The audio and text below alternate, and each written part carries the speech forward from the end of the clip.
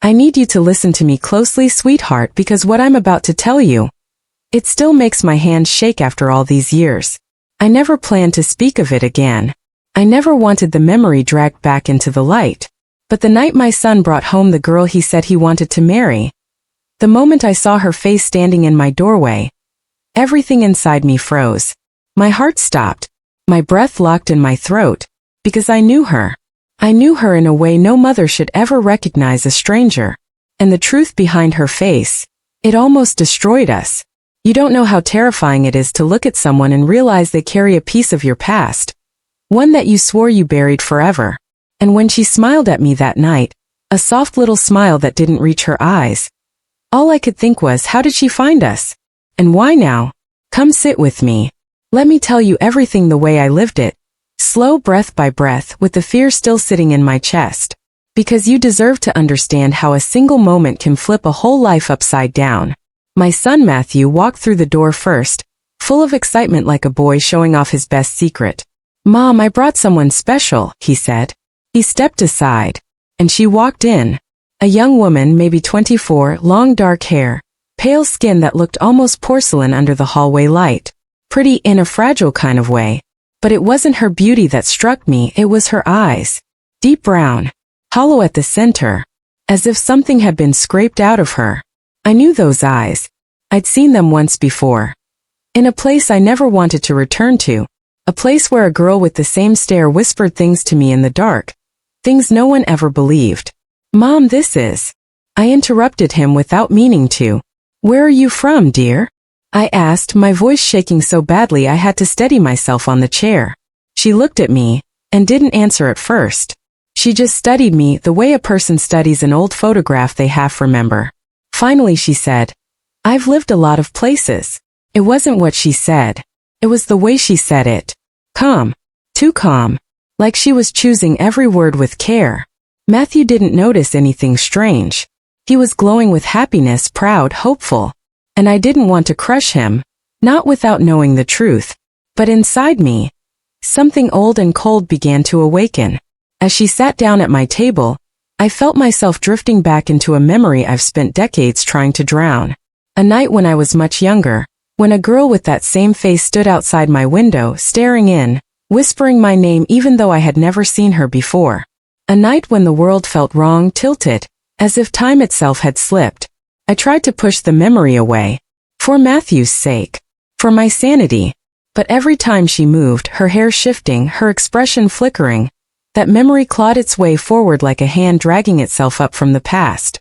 "Mom," Matthew said, snapping me out of my thoughts. "Is everything okay?" I forced a smile. "Of course, sweetheart. I'm just tired." But I wasn't tired. I was terrified. And you know, sometimes fear hides itself so quietly inside your bones that you don't notice it until it starts shaking you from the inside. That's what was happening to me. That's what still happens when I think about her. Let me ask you something, darling. Have you ever seen someone who looked at you like they've known you forever? Even though you swear you've never met them? Think about it for a moment. Really think. Because that's how she stared at me. As if she was waiting for me to remember something I didn't want to. At dinner she barely ate. Just watched. Watched me mostly. Her fingers gently tapping the table like she was playing some silent rhythm I couldn't hear. "So," I asked, trying to keep my voice even, "how did you and my son meet?" She smiled. "We were drawn to each other." Drawn. Not we met in class. Not a friend introduced us. Not we bumped into each other. Drawn. The word slithered down my spine. Matthew laughed and squeezed her hand, oblivious. "It was fate, Mom." "No. Fate doesn't send someone back from your past. Fate doesn't give a girl the same eyes as the one who once whispered through a broken window, asking for help in a voice that didn't sound human anymore." I looked at her hands. Small, delicate. But one thing stood out. On her wrist under her bracelet was a faint scar. A thin pale line. The same kind of scar I'd seen on that girl in the past. The night she reached for me. My vision blurred. I knew I had to test her. I had to be sure. So I leaned forward and asked softly, "Do you believe people can meet more than once in life, even if they don't remember the first time?" Matthew shot me a confused look. "Mom." But she didn't look confused. She looked delighted. Her lips curled into a slow smile. Oh, I believe memories have a way of returning. Especially the ones we try the hardest to forget. My throat dried. My heart dropped into my stomach. Because that wasn't an answer a normal girl gives. Not unless she knows something. Not unless she remembers something. And that's when I realized. She didn't come into my son's life by accident. She came because of me. Before the night ended, I did something I've never done before. Something I'm not proud of. I told Matthew to go get the pie from the kitchen, just to get him away for a moment. And when he was gone, I leaned in close to her. So close I could smell the faint scent of lavender on her skin. I whispered, "Who are you really?" She slowly lifted her gaze, and in a soft voice only I could hear, she said, "You remember me. You just don't want to." My whole world cracked open. And if you want to know what happened next, what she truly was, what she wanted, and why she came back into our lives, you have to stay with me. Because this story, it gets darker before it gets clearer. Before I continue, sweetheart, do me a small favor. Tap the like button, subscribe, or just follow along so you don't miss what comes next. You'll want to hear every word. Just trust me. When she whispered those words to me, "You remember me. You just don't want to." It felt like someone had reached inside my chest and squeezed my heart until it couldn't beat right. I stared at her, unable to breathe, unable to think. For a moment I felt like I wasn't even inside my own kitchen anymore. I was back in that cold night decades ago, the moonlight broken across my floor, the air thick with silence, and that girl standing at my window staring in with those same hollow eyes. I forced myself to swallow to stay steady, because Matthew walked back into the room humming like everything was normal, carrying the pie as if nothing in the world could be wrong. He didn't see the tension. He didn't see the past tightening around us like a rope. He just set the pie down, kissed her cheek, and smiled at me like he was bringing me good news instead of a nightmare wrapped in a pretty girl's skin. I tried to act normal. I tried to smile. But my hands trembled so badly I kept them locked under the table. I watched her, waiting for some sign. Some twitch, some flicker that would prove I was imagining things. But she just sat there, calm as still water, looking at me like she was reading every memory I was trying to bury. After dinner, Matthew said he wanted to show her the backyard garden. He pulled her hand gently, leading her outside, but she paused before stepping through the door and turned back toward me. It was only for a second, but the way she looked at me, slow, knowing, almost pitying, it made my stomach twist. As the door closed behind them, I leaned against the counter and let myself breathe for the first time since she walked in. The pie knife slipped from my hand and clattered loudly against the counter, but I didn't even flinch. My mind was spinning too fast. Who was she? How did she find him? What did she want from us? I walked to the window and peeked outside. They were standing in the garden. Matthew was laughing, telling her some story about his childhood. Completely in love, blind to the storm circling around him. And she wasn't looking at him at all. She was looking straight at my window. Straight at me. Smiling. I stepped back instantly. My chest tightened. The panic hit so hard it felt like something heavy was sitting on my lungs. And then something strange happened. Something I still can't explain. I heard a sound.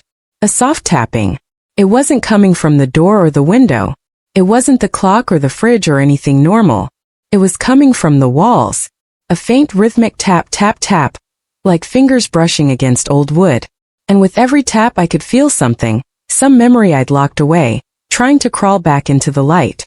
I pressed my palms to my ears, but the tapping wasn't sound. It was inside me, just like before. Just like the night the girl first appeared in my youth. If you think I sound crazy, sweetheart, believe me, I thought I was too. I stood there shaking, trying to get myself under control. I told myself it was stress, fear, imagination. But deep down, something old and terrible was waking up. And I knew it wasn't just in my head.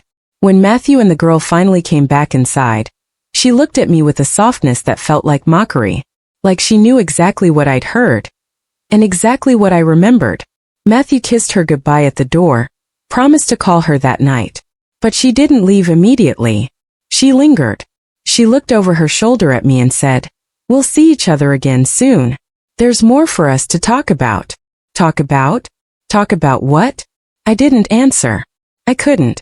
I watched her walk down the driveway, her steps slow, deliberate, the way someone walks when they know they'll be back. The moment Matthew closed the door, I grabbed his arm. Where did you meet her? I demanded. I didn't mean to sound so harsh, but the words came out sharp and desperate. He blinked in surprise. Mom, what's wrong? Where, I repeated, did you meet her? He frowned, thought about it, and that alone terrified me, because meeting someone is simple. You remember it. You tell it easily. But Matthew hesitated, squinting like he was trying to pull the memory from somewhere far away.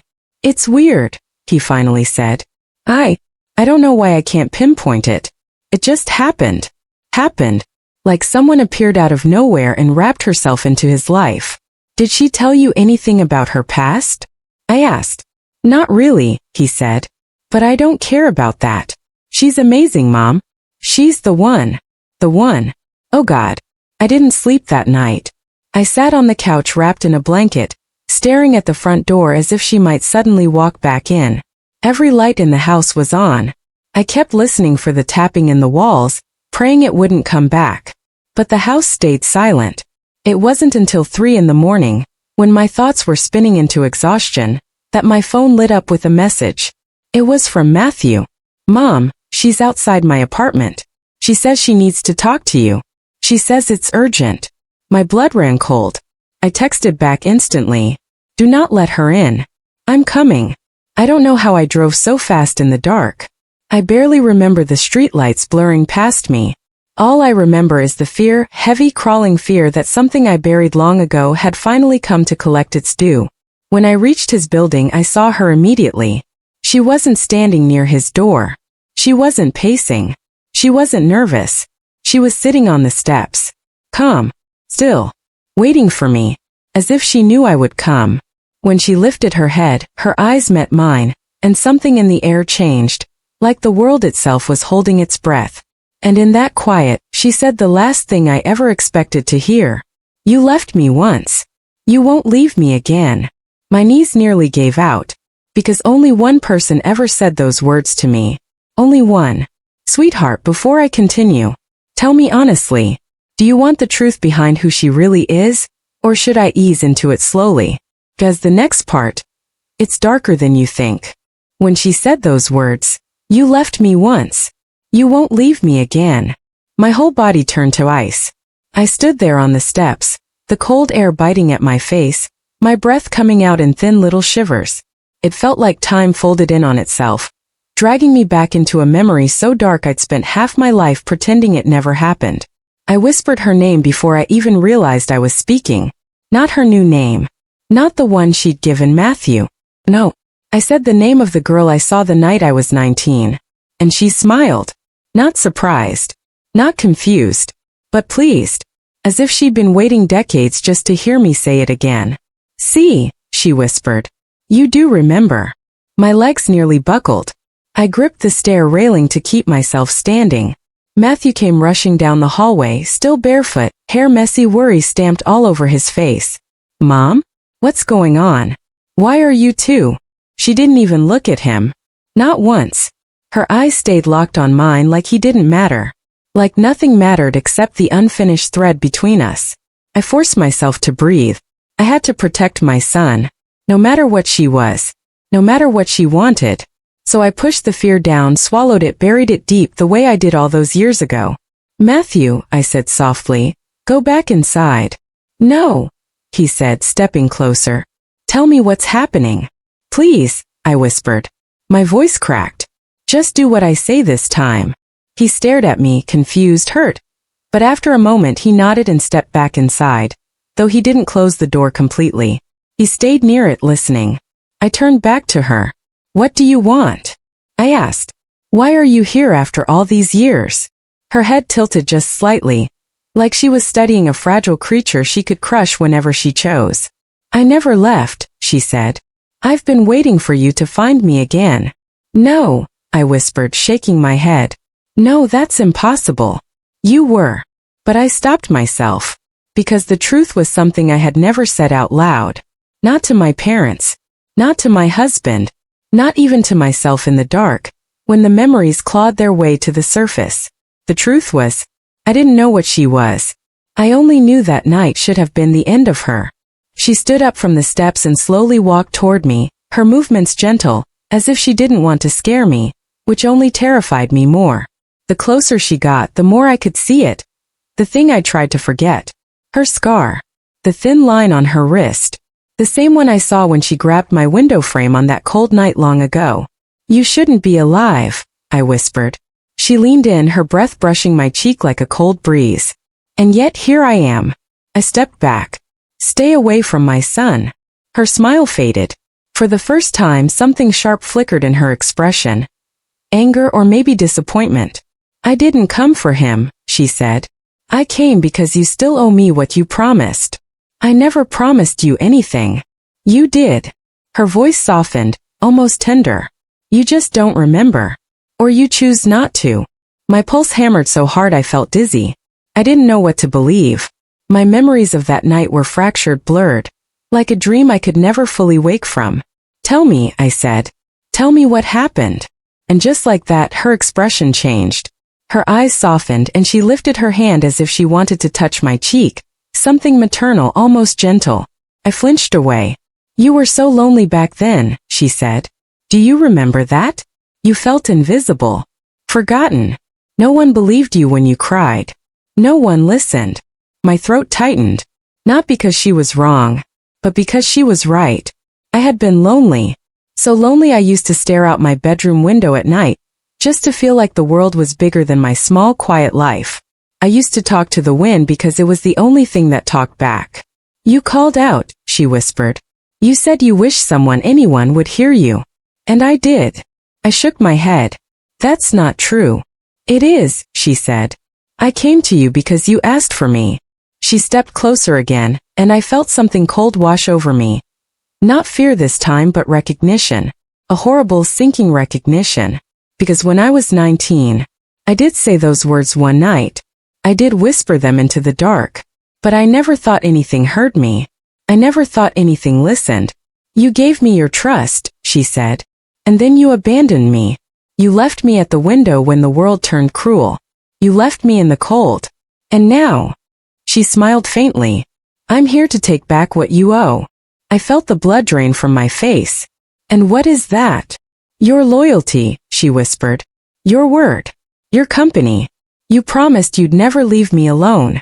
"That wasn't a promise," I whispered. "I was a child." "You were old enough to ask," she said, voice tightening. "Old enough to call. Old enough to let me in." I stumbled back again, my spine hitting the cold railing. I gripped it, trying to steady myself. "What do you want from me now?" She glanced toward Matthew's door. "Not him. Not his life. I don't care about any of that." "Then why involve him at all?" "Because he was the easiest way to find you." The truth slammed into me like a blow. She found him. To get to me. "Don't worry," she added softly. "I won't hurt him. I don't hurt people unless I'm hurt first." Her tone was quiet, but every word crawled under my skin. "Then leave him," I said. "Stay away. Disappear again." "I can't disappear," she whispered. "Not until we finish what we started." "And what exactly did we start?" I asked. She looked at me with an expression I can only describe as sad. Deeply, painfully sad. "You invited me into your life," she said. "And you never closed the door." My breath caught. She wasn't talking about a literal door. She meant something else. Something deeper. Something I didn't yet understand. Before I could speak, the apartment door swung open. "Matthew." He rushed forward, grabbed my arm and pulled me behind him. "What did she say to you?" he demanded. "Mom, what did she do?" She watched him with no emotion at all. "I'll see you soon," she whispered. Not to him. To me. Then she stepped into the darkness and walked away, her figure fading like smoke into the night. Matthew slammed the door behind us and pulled me inside, shaking with anger. "Mom, what is going on? Who is she? Why are you acting like she's dangerous?"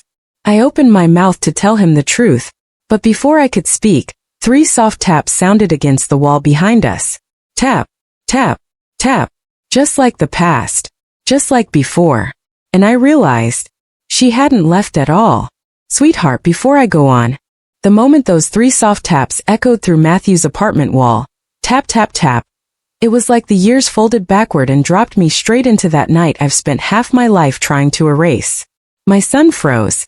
I felt him tense beside me, his shoulders stiffening as he turned toward the wall like he expected something, or someone, to come through it.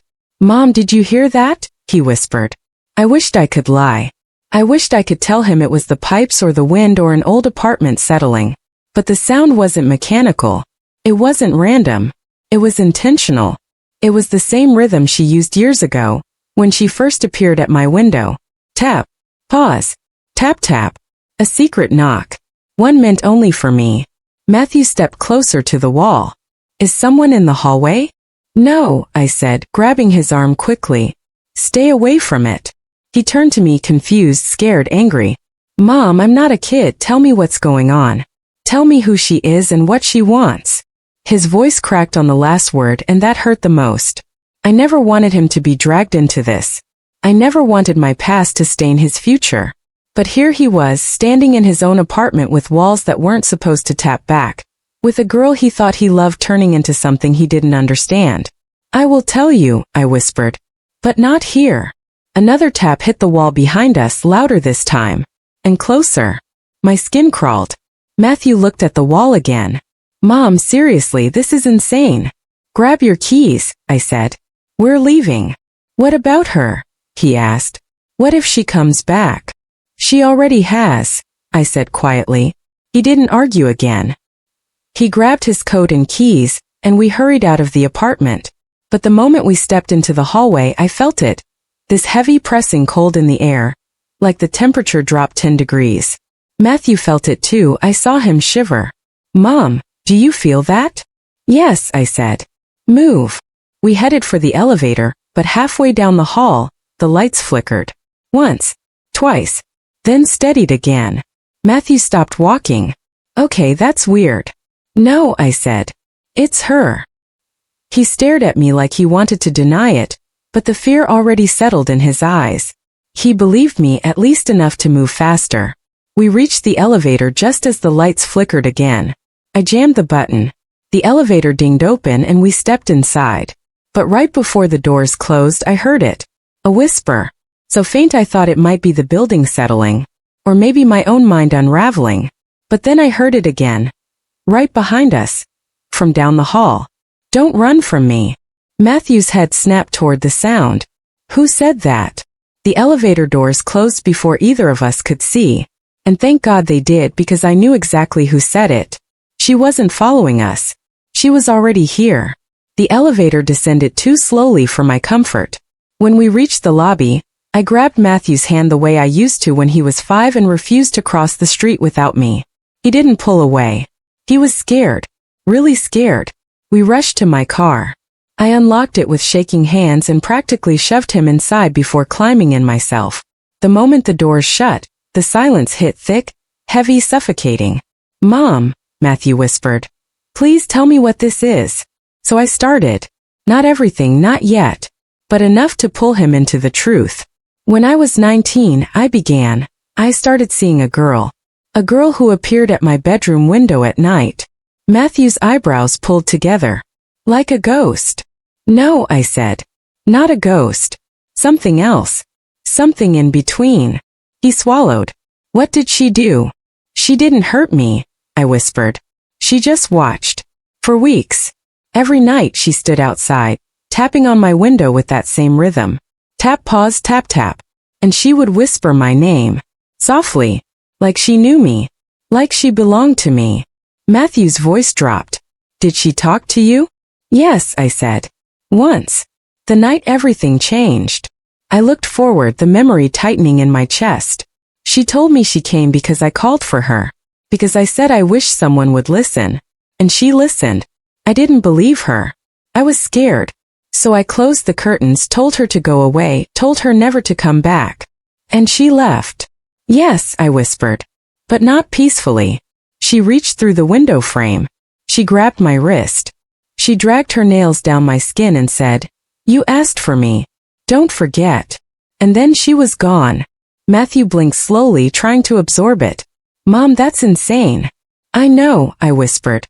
"But she's here now. In a new body. A new face. But she's the same girl. The same eyes. The same scar. Matthew pressed his palm against his forehead. So what is she? A demon? A creature? I don't know, I said honestly. All I know is she's tied to me somehow. And she's angry. Matthew looked at me sharply. She said you owe her something. I don't owe her anything, I said, my voice trembling. I was a child. I was hurting. I didn't know anything would answer. But she believes I made a promise. Matthew looked toward the windshield, his jaw tight. I won't let her near you. I smiled sadly. It's not me she wants anymore. He turned confused. But you said. She wants what she thinks I owe her, I whispered. And she knows the best way to hurt someone is through their child. Matthew went still. The wind pushed against the car door with a soft creak. A shadow slid across the parking lot, though no one walked by. Mom, Matthew whispered. Do you think she followed us? Yes. How do you know? I swallowed. Because she never lets go. Matthew reached for the lock button, but before he could touch it, we both heard it, clear as day. Tap, tap, tap, right against the rear window. My breath froze inside me. Matthew didn't move. Neither did I. Another tap. Harder. She found us, he whispered. No, I said softly, my voice shaking. She was never far. Slowly, terrified, I lifted my eyes to the rearview mirror. And there she was, standing behind the car, smiling, her eyes glowing faintly in the dark. My dears, I wish I could tell you that everything calmed down after that night. But no, because the house, my own house, began answering me back. I remember waking up before sunrise, the air so still it almost hurt my ears. I wrapped my cardigan around me and stepped into the hallway, quiet as a church, cold as a cellar. And then, I heard footsteps. Slow, heavy, dragging footsteps. Not above me. Not below me. But right behind me. I froze. I didn't breathe. I didn't even blink. Because I absolutely knew I was alone. I whispered, "Who's there?" My voice cracked so hard it sounded like someone else's. Silence. I took a step forward. And the sound took a step with me. Not echoing. Not delayed. Perfectly matching me. That's when my old bones started shaking. My children used to say I was imagining things. That it was age. But you listen to me carefully. An old woman may forget many things, but she never forgets the sound of someone following her. My hand brushed the wall, searching for the light switch. But instead of finding the switch, I felt something else. Something warm. Something breathing. I yanked my hand back, heart banging in my chest, and whispered, "Please, please don't." The footsteps stopped. And then, a whisper slid right next to my ear. So close the warmth touched my cheek. "Why didn't you listen earlier?" I spun around, no one. Nothing. Just the hallway stretched long and dark like an open mouth. But I swear to you, I wasn't alone. Not anymore. Something had woken up in that house. Something that had been waiting, watching, learning me. And it wasn't done with me yet.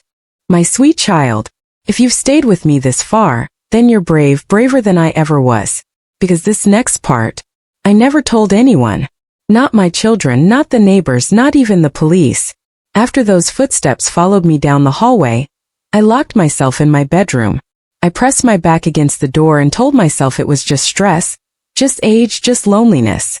But you and I both know, some lies are too thin to hide behind. The house kept breathing around me. Floorboards creaking, walls settling, shadows shifting like they had somewhere to be. And then it happened. A loud slam echoed through the house. Not from the front door. Not from the kitchen. Came from that room. The one room I never opened. My late husband's study. I hadn't stepped inside since the day he died. I kept it closed, locked, sealed like a memory I was too afraid to touch. But that night, the door was wide open. I knew it shouldn't be. I knew I had locked it myself twice. My heart pounded so hard I thought it might tear my chest. But something pulled me forward. Not force, not curiosity. Something deeper. A strange whispering drifted from inside the study, soft, broken, like someone trying to speak through water. I stepped closer. The air turned colder, thicker, like the room was filled with fog I couldn't see. I reached for the doorframe, my fingers trembling, my breath shaking. And then I saw it. The chair in the middle of the room was turned toward me. Not toward the desk. Not toward the window. But directly facing the doorway. As if someone had been sitting there, waiting for me to arrive. I whispered, Is someone here? A faint tapping answered. Not on the floor. Not on the wall. On the chair. On the wood. Like knuckles drumming lightly. Tap tap tap. My eyes filled with tears. Because I recognized that rhythm. It was my husband's habit. Something he always did when he was thinking. I whispered, John? Is that you? The tapping stopped. And then the chair slowly, so slowly, began to turn on its own. Not fast. Not violently. Just gently. As if someone invisible stood up from it. My throat tightened. I felt the weight of years pressing on me. But what I saw next is what truly broke me. On the seat of the chair was a single piece of paper. Old. Yellowed. Folded neatly. And written on the top. In the handwriting I knew better than my own. You weren't supposed to find this. When I saw that note sitting on the chair. You weren't supposed to find this. My knees nearly gave out. I felt like the whole room shifted sideways, like time itself stopped breathing just to watch what I would do next. I didn't want to touch it. I swear to you I didn't. Some fears don't live in the dark. They live in the truth. But I picked it up anyway. My husband's handwriting, the same loops, the same careful lines. Except it was trembling, uneven, rushed. Like he wrote it with shaking hands. Or while something terrible was happening. I unfolded the letter. And the moment my eyes hit the first line, I felt the ground vanish beneath me. My love, if you're reading this, then they found me. I whispered the word out loud, my lips cold as ice. I felt the walls pull closer, the air tighten around my throat. He wrote, I've kept something hidden from you. Not to hurt you but to protect you. For years I feared they would come for her again. And if they do, don't trust the face she wears. Her. Again. Face. My child, my sweet child. That room didn't feel like a room anymore. It felt like a grave someone forgot to bury. My husband continued. They called her by many names. You knew her by one. If she returns, don't let her near our son. She will try. She always tries. And she always comes back wearing whatever face she needs. I stopped breathing. Because there was one person, one face, that had returned to my life just weeks before. The girl my son brought home. The girl he wanted to marry. The girl whose smile felt familiar in a way that made my bones ache. But I still didn't understand. Not yet. Not until the last line. I'm sorry I never told you what she really was. But if she stands at your door again, remember the birthmark. Her real skin always shows it, even if her face changes. A birthmark. My vision blurred. My heart felt like it cracked open. Because when that girl visited our house for the first time, when she brushed her hair back behind her ear, I saw it, clear as day. A small crescent-shaped birthmark right below her ear. The same birthmark as the woman who came to our door 20 years ago, crying desperate, begging for help, and leaving with my husband for just a moment that lasted 3 hours. That woman never returned. I folded the letter, my hands trembling so badly the paper almost slipped from my fingers. Then I heard it. A quiet, soft voice behind me. So close I felt the warmth of her breath on my neck. Mrs. Thompson, you really weren't supposed to find that. I turned around, and standing in the doorway, was the girl. Smiling. Calm.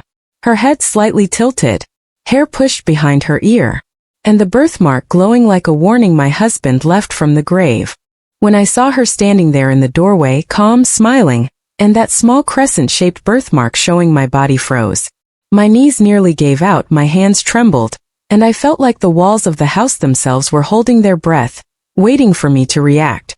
I didn't know whether to scream, run, or collapse.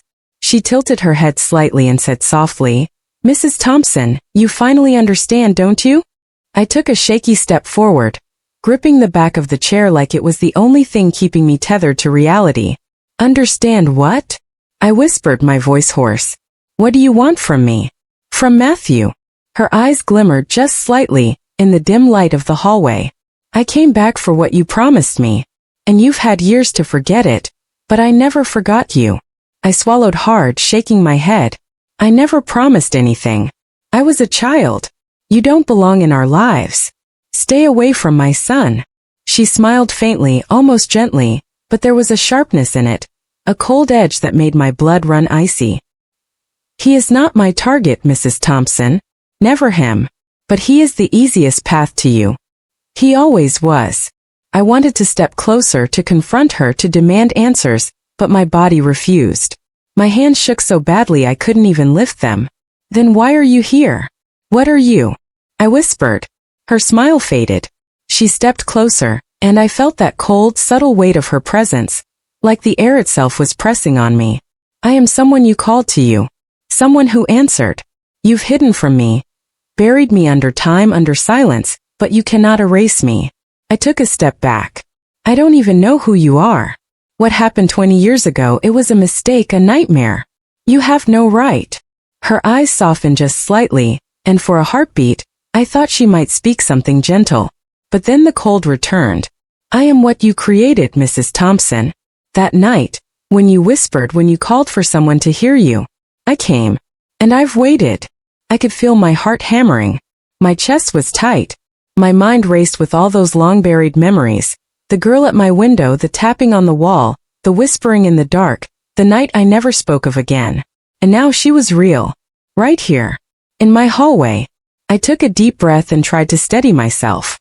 Then answer me, I said, my voice firmer than I felt. If you are her, if you are this, then tell me. What do you want from me? Why are you here after all these years? She tilted her head again, almost curious, almost amused. I want justice. And recognition. You left me once. And I survived because I had to. I waited, I watched. And now I need the world to see me. To see the promise you made. You will give me that, or someone you love will suffer instead. I felt the weight of her words crush me. Not because she threatened my son directly. She said she wouldn't hurt him. But because she made it clear that everything in my past, every secret, every buried memory was a weapon she could use. Do you understand? She asked, voice soft, but the ice beneath it was deadly. I am not just a memory. I am the echo of your choices. And you can no longer hide. I wanted to speak, to scream, to tell her I didn't owe her anything. But I couldn't. Because deep down, I remembered. I remembered that night, that whisper, that fear, and even worse, that something had been left unfinished. I knew then that confrontation was inevitable. I had to face the truth about her, about that night, about myself. I took a shaky breath. If you want answers, I whispered, then I need you to tell me everything. No games. No lies. No more waiting. She tilted her head, studying me, and then for the first time she smiled fully, not coldly, not like a predator, but like someone who had finally found what she'd been looking for. Very well, she said. Sit. Listen. And remember. Nothing you think you know will prepare you for the truth. And my dear, that's when I realized the fight wasn't just about her. It was about everything I had ignored in my life. Every regret, every fear, every hidden moment. It was about my own courage. Because if I didn't face her, if I didn't listen, then my family, my son, and even I would pay the price.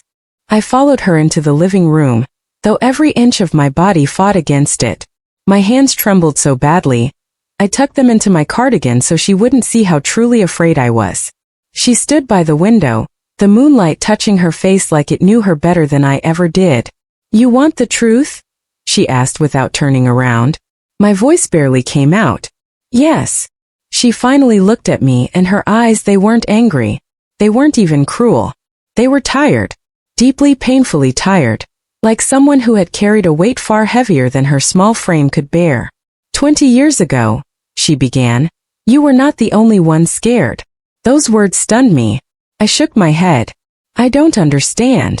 A faint broken smile touched her lips. Of course you don't. You remember that night as the moment your life changed. But for me, it was the moment my life ended. My throat tightened. What happened? What did I do? You didn't do anything, she whispered. Not directly. But your husband, he tried to help me. My breath caught. Help you? She nodded slowly, like the memory itself was pulling her backward. I came to your door because I had nowhere else. I was running from people who wanted me silenced. People who feared what I knew. I wasn't some ghost, some creature, no matter what you convinced yourself over the years. I was just a girl. A terrified girl. My heart twisted painfully. Then why all of this? Why the face? The birthmark? Why come back now? The moonlight shifted, revealing the tear she tried to hide. Because your husband promised he would come back for me. He promised he'd take me somewhere safe, where they couldn't find me. My knees felt weak. I reached for the back of the chair. He left you. She laughed bitterly. No. They took him too. The world around me spun. What? She stepped closer. You think he disappeared by choice? You think he betrayed you? No, Mrs. Thompson. He died protecting me. They made it look like a heart attack so you wouldn't ask questions. I covered my mouth with both hands. Tears filled my eyes before I could stop them. No, that can't be true. They told me. They lied. Her voice was gentle. Not cruel. Not mocking. Just sad. He hid me in the woods behind your house, she continued. He told me to wait. He said he'd draw them away, said he'd come back before sunrise. She swallowed hard. I waited 3 days. My heart broke for her in that moment, even though fear still twisted inside me. She looked so young even now, even after all those years, like she'd been frozen in time, trapped, alone, forgotten. And when I realized he wasn't coming back, she said softly, I buried myself in shadows. I survived however I could, but I never forgot him, or you, or the promise he made. I whispered, but why come back like this? Why approach my son? Why not just talk to me? She took a deep breath and touched the birthmark near her ear. Because they're looking for me again. They found traces. They're watching.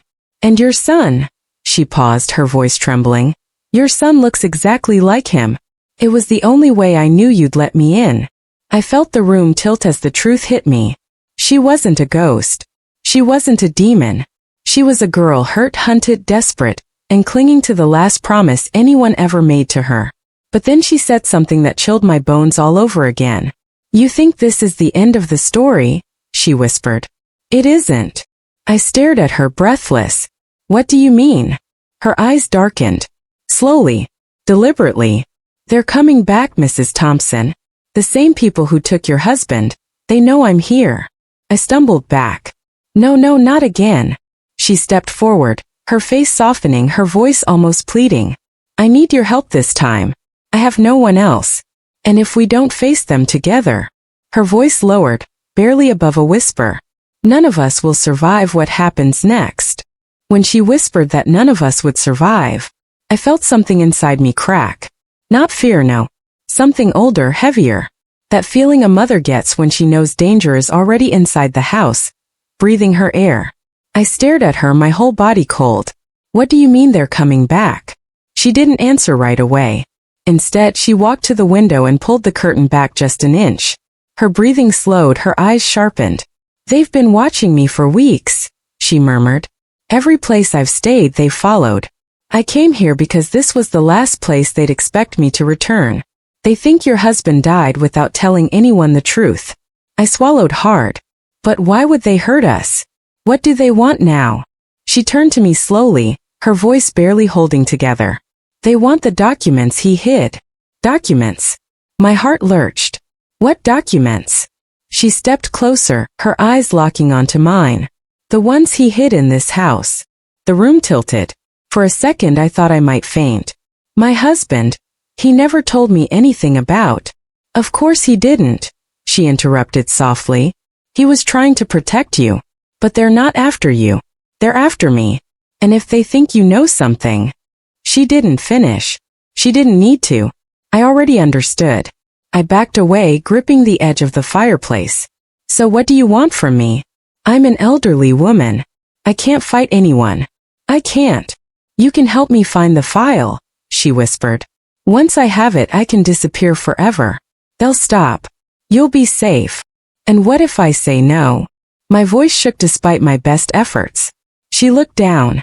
And for a second she wasn't that mysterious, terrifying figure. She was a young woman with tears gathering in her lashes. Then you'll lose your son. My whole chest froze. What? Not because I'll harm him, she said quickly. but because they will. If they think he's connected to me, he becomes a loose end. My knees nearly buckled. No, no, please not, Matthew. She reached out gently, placing her hand over mine. Her touch was warm, not cold, not ghostly. Human. Then help me. Please. You don't owe me forgiveness, but you owe yourself the truth. Truth. That horrible, heavy word. I had buried it for 20 years, and now it clawed its way back up like a ghost that had grown teeth. I took a shaky breath. What file? She closed her eyes, steadying herself. Your husband hid it in the one place no one would ever dare open again. I blinked. What place? She lifted her eyes and whispered. The basement. My breath stopped. No.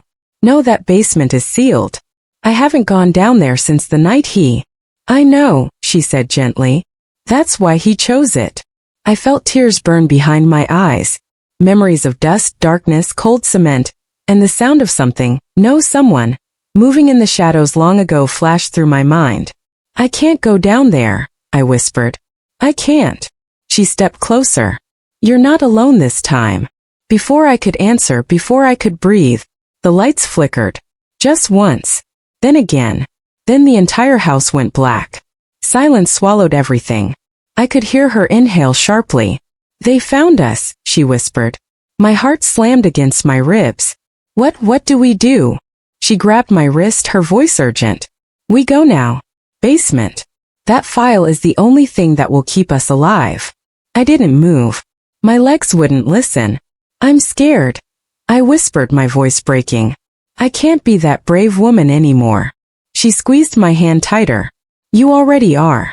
Somewhere outside. A car door shut. Slow. Heavy. Then footsteps. More than one. Crunching on gravel. Getting closer. She pulled me toward the basement door, and for the first time in 20 years, I opened it. Cold air rushed out, smelling like forgotten years. And from the bottom of the stairs, I swear I heard something move. Something that had been waiting. Go, she whispered.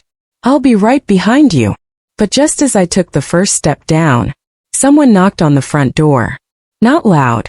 Not frantic. Just 3 slow knocks. Knock, knock, knock. My blood froze, because I recognized that pattern. I had heard it before. Decades ago. The night my husband vanished. And a voice floated through the dark hallway, deep, familiar, chilling. Open the door, darling. It's me. I felt the world close in around me, because the voice was my husband's. When that voice came through the door, that deep, steady voice I had slept beside for 3 decades, my entire world snapped in half. Open the door, darling. It's me. My breath stopped. My knees turned weak. Because I wasn't just hearing a voice. I was hearing a ghost from a life I had never truly escaped. The girl grabbed my wrist, pulling me closer. Don't move, she hissed. That's not him. But she didn't understand. That voice wasn't just familiar. It was carved into my bones. It lived in the back of my memories, in old photographs, in the letters he wrote me when he traveled. I whispered, I know my husband's voice. She shook her head sharply. No. You know what they want you to hear. Another knock. Harder this time. More impatient. Sweetheart. Open the door. Sweetheart. He always called me that when he knew I was scared. My eyes blurred with tears. It's him, it has to be him. He can't be alive, but... Don't believe it, she snapped. They mimic. They imitate. They use whatever breaks you fastest. Mimic. Imitate. My throat went dry. What are they? She didn't answer. Her silence was worse than any answer she could have given. The footsteps outside shifted. Not one person. More. Maybe 3 or 4. Then a second voice joined. A woman's voice. Soft. Gentle. The kind of voice a mother uses with a scared child. Please open the door. We don't want to hurt you. We just want to talk. The girl grabbed my face, forcing me to look at her. Listen to me. They're not here for you. They're here for me. If you open that door, none of us walk out of this house alive. I had never heard fear in her voice until that moment. Real fear. The kind that makes the air feel thinner. I whispered, if they want you, why are they calling me? Her eyes softened. Because you're the closest thing I have to family. And they know it. The basement door behind us remained open, cold air creeping up like fingers around my ankles. The front door ahead of us glowed faintly from the porch light cutting through the darkness. We were trapped between the past and something worse. Suddenly the doorknob rattled violently. Not knocking now, attempting to open it. The girl pulled me toward the basement. We go now or we die. But just as we turned, a voice drifted through the door. And this time, it broke me. Mom, it's me. My son. Matthew. My boy. I spun so fast the girl lost her grip on me. No, he's outside. He wasn't supposed to be home. The girl's face drained of color. That's not him. They know his name. They know everything. My heart twisted painfully. But a mother knows. A mother knows her child's voice even if the world ends. Mom, the voice repeated, shaking, scared. Please, please open the door. They're chasing me. I'm hurt. Mom, I need you. I broke. Completely. Utterly. I lunged toward the door. Matthew, I'm here. The girl threw herself in front of me, slamming her back into the door before I could touch it. Her voice cracked, desperate. That's not him. Listen to me. Please. Move. I cried. That's my son. He needs me. She grabbed my arms, shaking me. He doesn't sound like he's outside. He sounds like he's in your head. And she was right. The voice wasn't muffled. Wasn't distant. Wasn't coming from the porch. It sounded like Matthew was standing right next to me, whispering in my ear. Mom, please. I staggered backward, horror ripping through me. What are they? I whispered. She swallowed. They're the ones who took him. And they want me next. I didn't understand. Took who? Took Matthew? Took my husband? Why? She finally told me the truth. The real one. The one she had kept buried deeper than the file in the basement. She whispered. They're not after information. They're after bloodlines. Bloodlines. I repeated, breath shaking. She nodded slowly. They took your husband because of who he was. Because of who you are. And now they want your son. Everything inside me turned to fire. How do we stop them? She pulled me toward the basement stairs. We don't fight. We don't run. Then what? We hide, she whispered. And pray the basement door holds. Behind us the front door handle turned, all by itself. And with a soft click, it began to open. My sweet child, you're still here with me, aren't you? I can feel it. I can feel your eyes on me, and your heart quietly waiting for what happened next. And trust me, this part still shakes me when I think about it, because this is where everything I feared, the truth, the danger, the memories, finally stood right in front of me with nowhere left to hide. After that night when I opened that old photograph and saw her face, the girl my son wanted to marry, everything inside me felt wrong. I couldn't sleep. I couldn't sit still. Every time I closed my eyes I saw her, standing in my kitchen with that polite smile. The same smile from that night years ago when she shouldn't have been anywhere near my home. And so the next morning, I did something I had avoided for decades. Something I hoped I'd never do again. I went back to that place. The little house I once lived in. The one where the incident happened. The one where her face first entered my life like a shadow that didn't belong. The door was different now, painted blue instead of brown. And there were new flowers by the walkway. A family lived there, warm, kind-looking people who had no idea what those floors had witnessed. But I wasn't there to open old wounds for them. I was there to open the ones that never healed inside me. I stood on the sidewalk across the street, clutching my coat tight, trying to find the courage to walk closer. My knees felt weak. My heart felt heavier than my body. And for a second, I almost turned around. I almost told myself that maybe I was imagining things. Maybe my mind was confusing an old fear with a young woman. But then it happened. The front door opened. Not the family. Not the children. Not anyone I expected. Her. Her figure. Her walk. Her hair falling forward just like it did that night. I felt my chest lock. My breath froze halfway inside me. It was her. And God help me, she didn't look surprised to see me. In fact, she smiled. Not a warm smile. Not a polite one. A smile like she already knew I would come back here someday. A smile like she had been waiting for me to return to the truth I ran from. She lifted her hand slowly and waved. My whole body trembled. My dear, let me ask you something. Has anyone ever looked at you with a smile that feels like a warning instead of a welcome? Because that's what her smile did to me. I stepped back, gripping the fence behind me. My legs were shaking so badly I thought I'd fall right onto the sidewalk. How was she here? Why was she here? Why did she remember me when she shouldn't? I forced myself to take a step forward, gathering whatever courage was left in this old heart. Before I could call out her name, or the name she once gave me, another voice interrupted. Mom? Mom, what are you doing here? It was my son. He had followed me. He must have woken up, realized I wasn't home, and somehow guessed I'd gone to the one place I had sworn to forget. But when he saw the girl standing in that doorway, his future wife, his expression shifted. Confusion, concern, something else, something sharp. She walked toward him casually, like nothing strange was happening, like she hadn't just appeared from the darkest corner of my past. Baby, is everything okay? She asked him softly. Baby. The word made me flinch. My son didn't speak for a moment. He just looked between her, the house, and me. And I could tell he finally knew something was wrong. She stood close to him, slipping her hand around his arm. But she kept her eyes locked on mine. Deep, steady, cold, like she was daring me to speak. My son placed a hand on my shoulder and whispered, Mom, what's happening? Why did you come here? How do you know this place? I opened my mouth, but the girl stepped forward before I could speak. Mrs. Hale, she said in a voice too gentle to trust, you seem upset. Do you want to come inside? We can talk. Inside. Into the house where the incident happened. Into the house where I once found her when she was just a child. Standing exactly where she shouldn't be, whispering something I still hear in my nightmares. No, I would never go back in there again. My son looked at me, really looked at me, and for the first time he saw the fear I had been trying so hard to hide.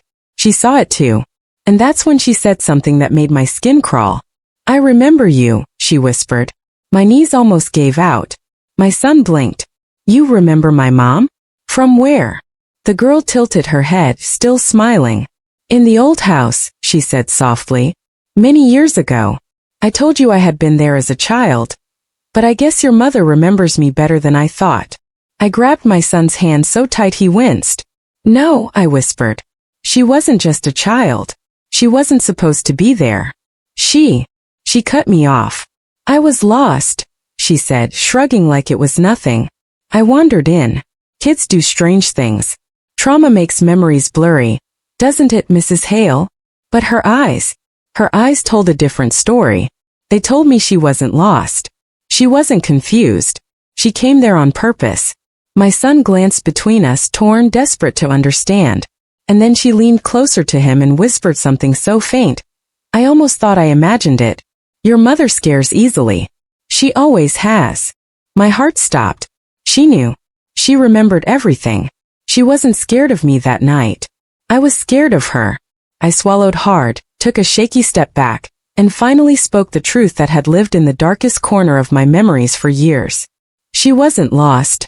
I whispered to my son. She was watching me. She was watching us. And now she's watching you too. The girl's smile widened. My son froze. And the wind, cold and sharp, carried 3 words from her lips. You're too late. My sweet child, when that girl whispered, you're too late, something inside me cracked open like an old door I had nailed shut years ago. My son stood stiff beside me, his eyes wide, confusion twisting his face. He didn't understand the weight of those words. He didn't understand that she wasn't saying them to scare me. She was saying them because she already knew what was coming. And I, God help me, felt it too. Before my son could speak, she turned and walked back toward the house. Calm. Slow. Almost floating. That same unnatural stillness she had years ago. She didn't look like someone trying to win a family's trust. She looked like someone leading us exactly where she wanted us. Into the place where it all began. My son took a step after her. Mom, we have to talk to her. We need answers. I grabbed his arm so hard he stopped mid-step. No, I whispered. Not in that house. Not with her. He frowned. Mom, she's my fiancée. I need to know why you two know each other. Because, I said, my voice shaking, your fiancée is not who you think she is. He stared at me for a long moment. Pain, doubt, love, anger, all fighting in his eyes. Then tell me the truth, he said. Right now. I swallowed my throat tight. And for a moment, I wanted to run from the story just like I ran from that house all those years ago. But I looked at my son, my baby, the child I raised, the one I protected from everything, and I realized something terrible. If I didn't tell him now, I might lose him forever. So I breathed in the cold morning air and whispered the truth. When she was a child, she came into my house without opening a door, without breaking a lock, without making a sound. I found her standing in the hallway, staring at me, like she had been waiting. My son blinked, confused. Mom, that doesn't make sense. I know it doesn't, I said, my voice cracking. But it happened. And she said something I never forgot. A shadow crossed his face. What did she say? I had to steady myself before letting the words out. She said, "You don't see what's following you." My son's breath caught. And then, I continued, she smiled at me with the same smile she gave me today. He seemed frozen, caught between disbelief and fear. He kept glancing back at the girl standing at the doorway of the house, her figure small but unmistakably watching us. Watching him. Watching me. My son rubbed his forehead. Mom, is this about the past? About Dad? About everything that happened around that time? Because you were dealing with so much. And that's when I realized something that chilled me. He thought I imagined it. He thought I was confusing trauma with memory. He thought she was innocent. And she knew it. She was still smiling in the doorway. Something inside me snapped. Not out of anger, but out of fear that I was about to lose my son to someone who wasn't who she pretended to be. I stepped forward and shouted, "What do you want from my family?" The girl tilted her head. Slowly, like she was studying me. "Nothing you can stop," she said softly. My son flinched. "Stop what?" Instead of answering, she whispered something strange. Words that didn't fit her voice or her age. "You walked away from the truth once. You won't walk away again." My son whispered, "What truth?" And she smiled wider. "Ask your mother." I felt the world tilt under my feet. My son looked at me like I had been hiding the entire universe behind my back. "Mom, what truth?" I pressed my hand to my chest, breathing too fast. Memories I had buried. Memories of flickering shadows, missing keys, lights turning on by themselves, whispers behind closed doors, started crawling up my mind like vines breaking through old brick. But before I could speak, a car turned onto the street, and the girl's expression changed entirely. Her smile vanished. Correction. It didn't vanish. Transformed into fear. Real fear. Pure fear. The first real emotion I had ever seen on her face. She stepped away from the door, eyes fixed on the approaching car. Her hands trembled. Her breathing sharpened. She backed into the house like she was hiding from something, or someone. My son whispered, "What's going on?" I didn't know. But I knew one thing. Whoever was in that car, she didn't want them to see her. And if she was scared, we were all in trouble. The car slowed. Stopped. The engine hummed quietly. My son took a step toward it, worry on his face. "Mom, who is that?" I shook my head. "I don't know." The window rolled down, and my heart nearly stopped, because the man inside was someone I hadn't seen in 15 years. Someone who disappeared the same night she first appeared in my house. Someone who knew the truth I had never dared speak. Someone I thought was dead. He leaned forward, eyes locked directly on me. "It's time," he said. "My child," when that car window rolled down and I saw his face. That familiar, haunted face. Every part of me went cold. 15 years. 15 long years I spent believing he was gone. Not missing. Not hiding. Gone. But there he was. Thomas Hale. My husband. My son's father. The man who vanished the same night I found that little girl standing in my hallway like a shadow pretending to be a child. My son stumbled backward, grabbing my arm. "Dad? Dad!" His voice cracked. Hope mixed with shock. Pain mixed with disbelief. His chest rose and fell in quick, uneven breaths. He wasn't ready. Neither was I. Thomas didn't look at him. He was looking only at me. Like the world around us didn't exist. Like he had come back for one single reason. He opened the car door slowly, stepping out with a limp I didn't remember. His hair was streaked with gray, his coat worn, his face thin and tired. He looked like a man who had been running, not from life but from something darker. "Don't go near her," he said. First I thought he meant the girl. But he wasn't looking at her. He was looking at me. My knees almost gave out. My son whispered, his voice trembling. "Dad, where have you been? Why didn't you come home? Why didn't you tell us anything? We thought you—" "Stay back," Thomas snapped, his voice sharp enough to cut the air. My son froze. Confusion filled his face. Hurt, anger, relief, every emotion fighting to surface at once. Thomas finally tore his gaze from me and looked toward the house. The girl was gone. She had disappeared inside the doorway the moment she saw him, slipped into the house like a shadow retreating into a wall. He exhaled slowly. "She's stronger now," he murmured. My whole body trembled. "You knew she'd be back." "I knew she'd find him," he said, eyes flicking toward our son. My son stepped closer. "Why are you talking like that? Dad, please just tell me what's going on.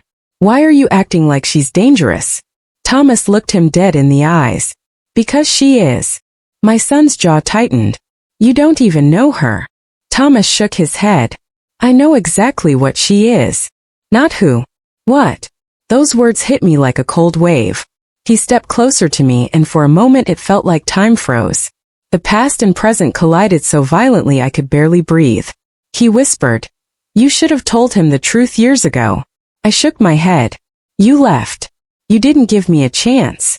"I left to protect you," he said. "To protect both of you." My son raised his voice, hurt breaking through. "Protect us from what?" Thomas closed his eyes for a moment, gathering himself. When he opened them, they were full of a deep, aching fear I had seen only once before, the night she first appeared in our home. "She's not here for love," he said softly. "She's not here because she wants a life with you." My son swallowed hard. "Then why?" Thomas glanced toward the dark doorway of the house. "To finish what she started." My son shook his head, backing away. "No. This is insane. She's human. She's normal. She's been nothing but kind to me." Thomas cut him off, voice low and trembling. "She attached herself to you the way she once attached herself to us. She doesn't choose randomly." My son looked at me, desperate. "Mom, is any of this true?" I opened my mouth, but before I could speak, a soft, chilling voice drifted from the porch. "Tell him." We all turned. She stood in the doorway again. No fear this time. No hesitation. Just a quiet, eerie calm. Her eyes locked onto my son's. "Ask her what she saw that night," she whispered. "Ask her what she heard me say." My son looked at me like I had been hiding a map to the truth behind my ribs this whole time. "Mom, what did she say to you?" My breath shook out of me. Thomas whispered, "Don't." But it was too late. My son took my hands in his. "Mom, please. I need to know." I looked at him, the baby I once rocked in my arms, and tears filled my eyes. "She told me," I whispered slowly, "that something was following our family, and she wasn't there to harm us." I paused, swallowing hard. "She said she was there to choose." The girl smiled faintly. My son's brows pulled together. "Choose what?" The girl stepped out of the doorway, her footsteps silent. "You," she said. My son froze. Thomas grabbed him by the shoulders. "Get in my car. Now." But the girl didn't look afraid. She looked patient, almost calm. She whispered one more thing, her voice soft enough to make the hair on the back of my neck stand up. "I chose him the day he was born." My son's heartbeat seemed to stop. My breath caught. Thomas's grip tightened, and her eyes, calm, dark, unblinking, never left my son's face. "I've waited long enough," she said. I felt my knees weaken, my hands trembling, my heart hammering in my chest. The girl, no, not a girl, stood there, calm, terrifying, unwavering, and my son frozen in the middle of the driveway, caught between the past I had hidden and the present we couldn't escape. Thomas grabbed my arm tightly. "We end this now," he said. His voice was calm but deadly, the kind of calm that only someone who has faced monsters before can hold. I looked at my son, saw the fear and confusion in his eyes, and I realized something. He was about to grow up in a world I had hoped to protect him from. And if I didn't act, I'd fail him completely. I took a deep breath, feeling every tremor in my body, and I stepped forward. "You don't get to touch him," I said. My voice was shaky, but it had fire in it. "Not him. Not anyone in my family. Not ever." She tilted her head, a faint smile curling her lips. "You think words can stop me?" I swallowed hard. "Maybe not, but love does. Love and courage. And I've carried both for decades, waiting for the day I had to use them." My son finally moved closer, standing beside me. Thomas stayed close behind. And in that moment something shifted. The girl's smile faltered. She raised a hand slowly, but we didn't flinch. We were together, and for the first time in years, I felt our family's bond as strong as steel. And then she stepped back. Slowly. I still on my son, still watching, still calculating, but she stopped. "You think you've won," she said softly. "But I am patient." And just like that, she disappeared. Vanished into the shadows, leaving nothing but the faintest chill in the air. I sank to my knees, pulling my son into my arms. He was shaking but alive. Thomas stood behind us, placing a hand on my shoulder, eyes heavy with the relief that came only after surviving something unthinkable. We didn't speak for a long moment. We didn't need to. We just held each other. I whispered to my son, "I'm so sorry I never told you. I tried to protect you, and maybe I failed before. But I promise, I won't ever hide the truth from you again." He hugged me tight, and I felt all the fear, the memories, the shadows of the past start to lift little by little. Thomas finally spoke, his voice low. "She'll come back someday. But we'll be ready." I nodded, tears streaming down my face. "We'll face it together. Always." And that, my dear, is how I survived the past, reaching into the present. How I protected my son. How I finally faced the shadows I had buried for decades. And how love and courage won over fear. Because sometimes, even when the world seems full of monsters, the strongest power is standing together, telling the truth and never backing down. We went inside. The sun was rising. The house was quiet. And for the first time in 20 years, I felt like we could breathe again. And that's the story, my dear. The story of a face I recognized, a girl who came back, and a family that refused to break, no matter how dark the night became.